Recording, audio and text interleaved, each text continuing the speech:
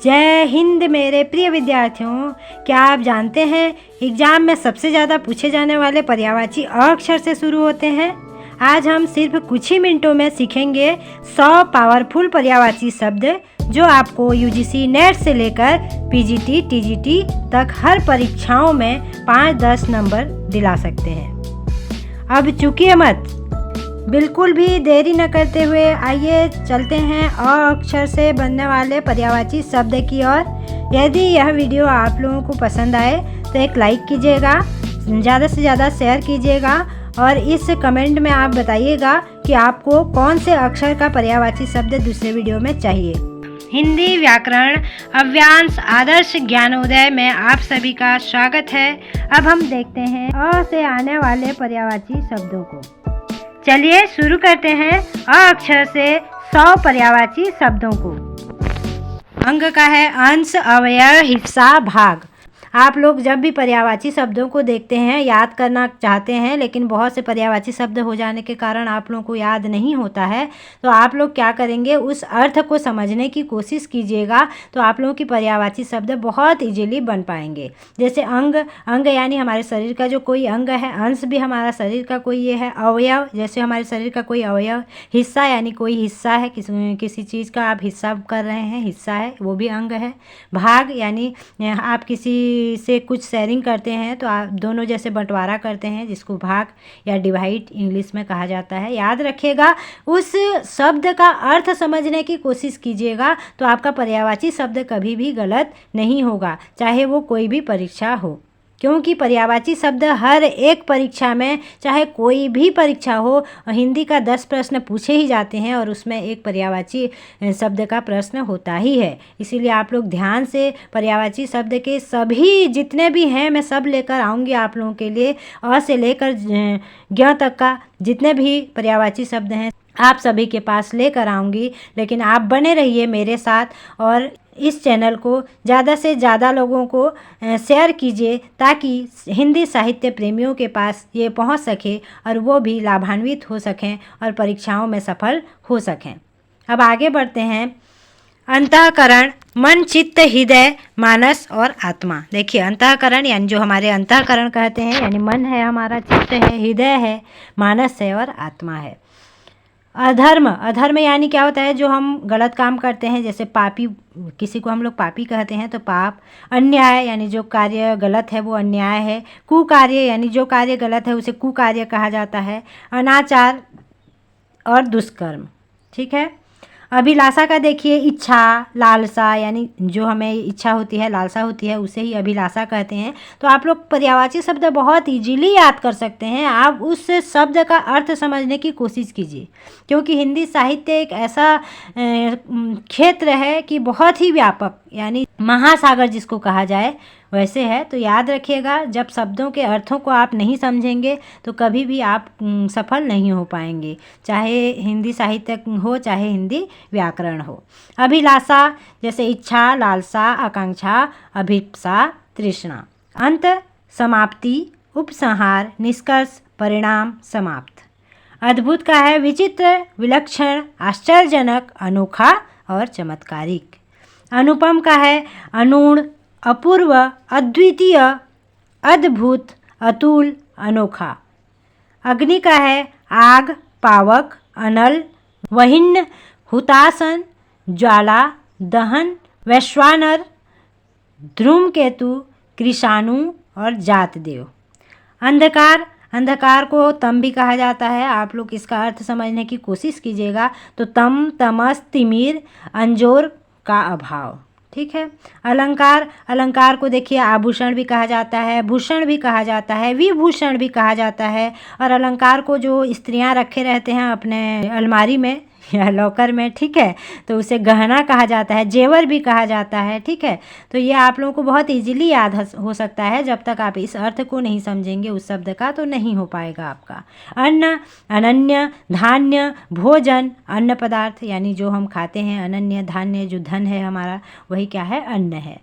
अन्वेषण, अनुसंधान, खोज, गवेषण, जांच, छानबीन, पूछताछ और शोध। अंग्रेजी में कहा जाए रिसर्च। अमृत, अमृत का देखिए अमीय, पीयूष, मधु, अमी, सूरभोग, सोम, सुधा, सोम, पय, रस, जीवन धारा। अर्जुन का देखिए, अर्जुन जो महाभारत के 5 पांडवों में से एक भाई हैं अर्जुन, तो अर्जुन को क्या कहा जाता था? कुंती पुत्र। याद रखिएगा, सबसे पहले ट्रिक है ये आपको उन लोगों के लिए, किनका पुत्र है? कुंती पुत्र। पार्थ यानी जो कृष्ण थे उनके बहुत घनिष्ठ मित्र थे, मित्रता थी उनके साथ, तो उन्हें पार्थ कहा करते थे, कन्हैया जो कृष्ण भगवान थे। धनंजय, किरीटी, धनुर्धर, क्योंकि अर्जुन बहुत बड़े धनुर्धर थे, पूरे विश्व में सबसे बड़े धनुर्धर के नाम से जाने जाते थे, तो धनुर्धर। और फाल्गुन, ठीक है, कौंतेय भी कहा जाता है। अहंकार, अहंकार का गर्व, अभिमान, दर्प और मान। अभिमान का है अस्मिता, अहम, अहंकार, अहम भाव, अहमन्यता, आत्मश्लाघा, गर्व, घमंड, दर्प, दंभ, मद, मान, मिथ्याभिमान। ठीक है। अरण्य का देखिए, अरण्य यानी क्या होता है, आप लोगों को अर्थ को समझना होगा, फिर पर्यायवाची शब्द बहुत इजीली आपका बन पाएगा। जैसे अरण्य को क्या कहा जाता है? जंगल। तो जंगल को क्या क्या कहते हैं? वन, कानन, अटवी, कांतार और विपिन। अश्व, अश्व को तुरंग है। अश्व यानी क्या होता है? घोड़ा। घोड़ा आप लोगों को अर्थ समझ में आ गया। तो अश्व को क्या क्या कहते हैं? तुरंग है, घोड़ा, घोटक, बाजी और सैंधव। असुर यानी कि राक्षस, धनुज, दानव, दैत्य, राक्षस, तमीचर, निशाचर, निशीचर यानी रात को चरने वाला, जिसको राक्षस रात को ही निकलता है कहते हैं, तो ये निशाचर, निशीचर, ये सभी क्या हो जाएंगे? असुर का ही पर्यायवाची हो जाएंगे।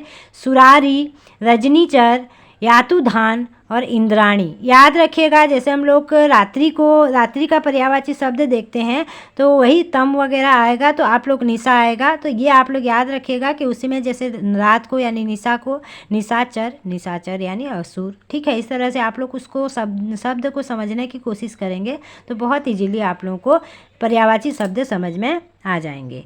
अनिका, कटक, दल, सेना, फौज, चमू, अनिकिनी।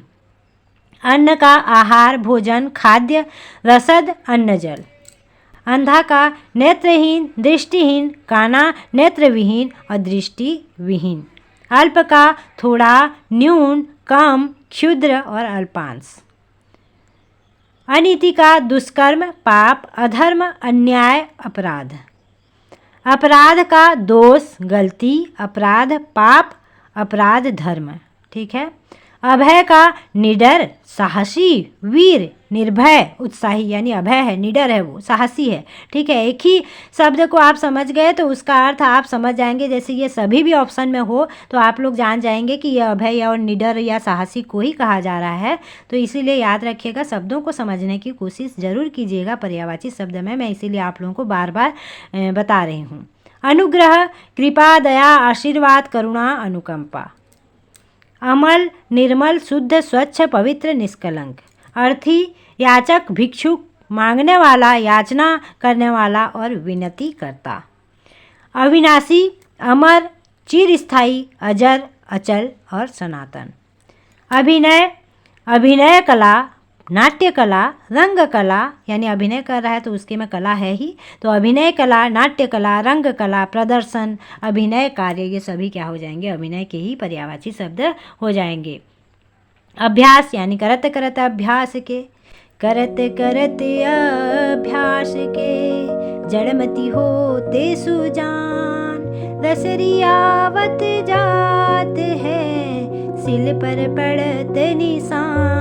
ये आपका जो वृंद कवि द्वारा लिखित एक दोहा है।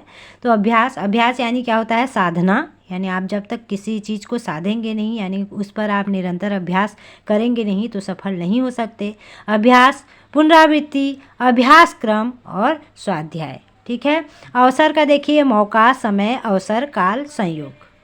अभिरुचि का है रुचि, पसंद, अभिलाषा, झुकाव और अनुराग। अंतःपुर का है महल, राजमहल, रानी महल, भवन और आलय।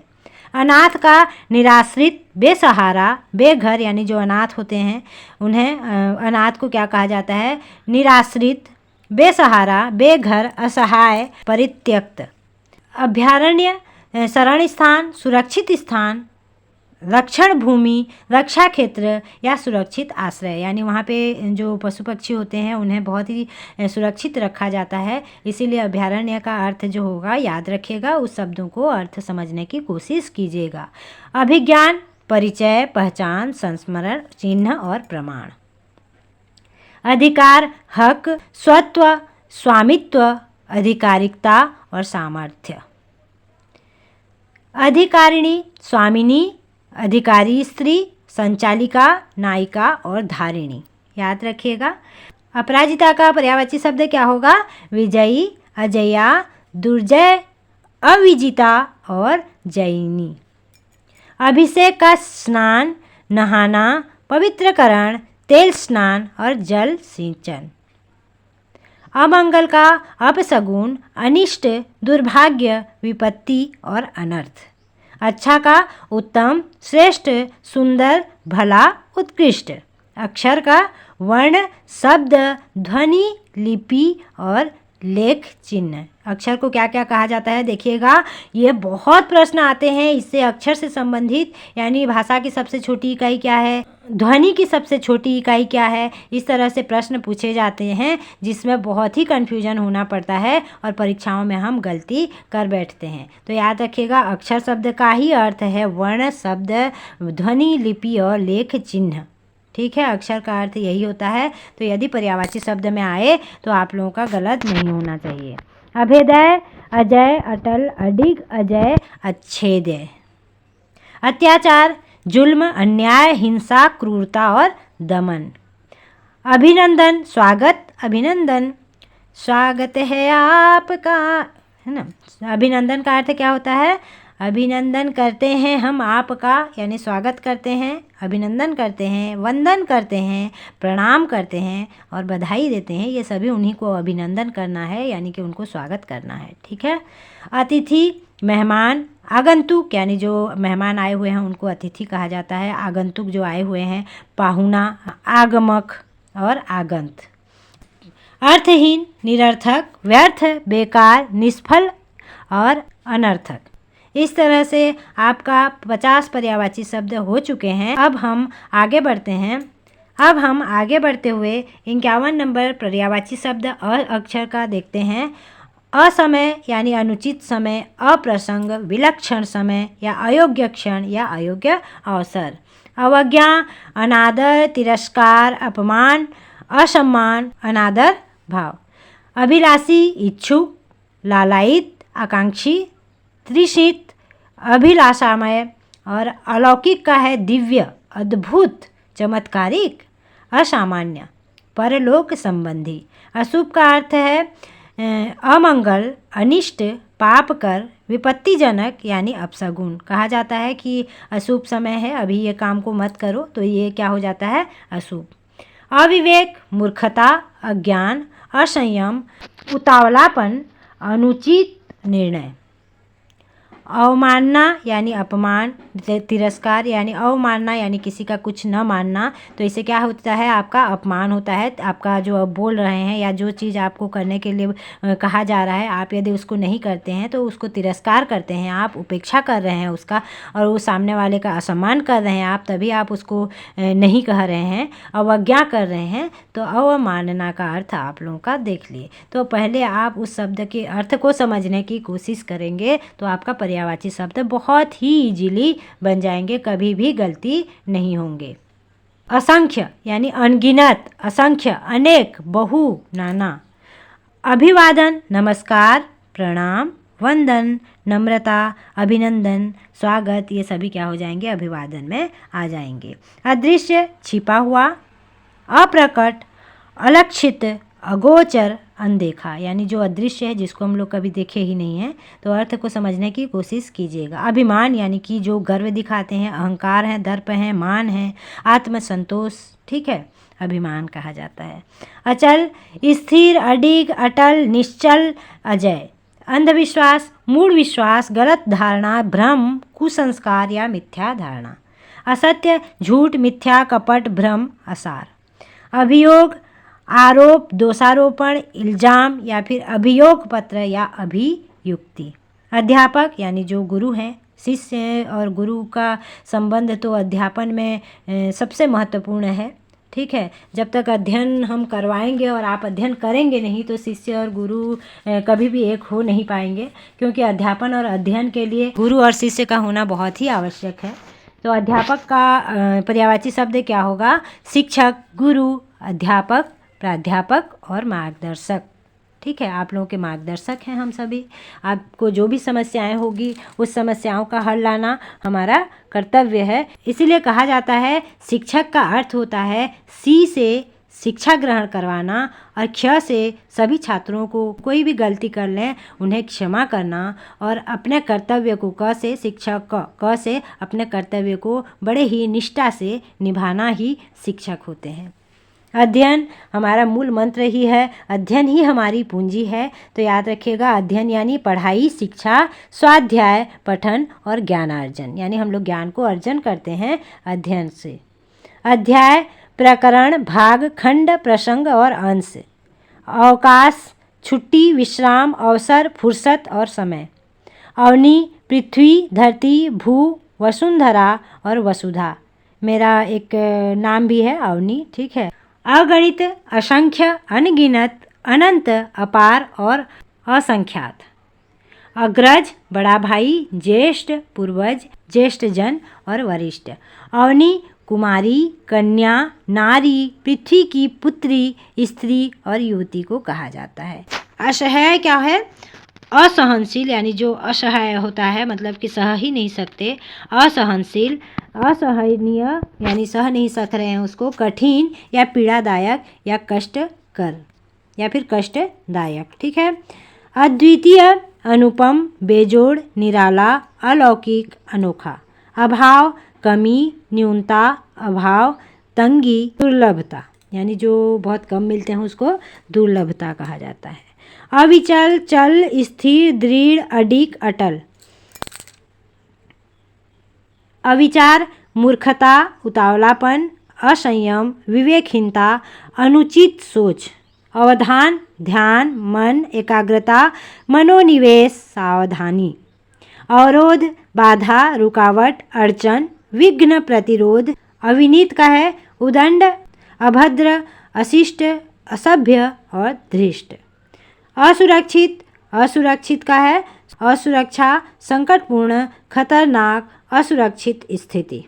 अवसाद का है उदासी, निराशा, दुख, मनोव्यथा, अवसन्नता। अत्यधिक, बहुत अधिक, अति, प्रचुर, विशेष। अविराम, निरंतर चलते रहना, अविराम यानी कभी भी विराम न लेना। अर्थ को समझने की कोशिश कीजिए।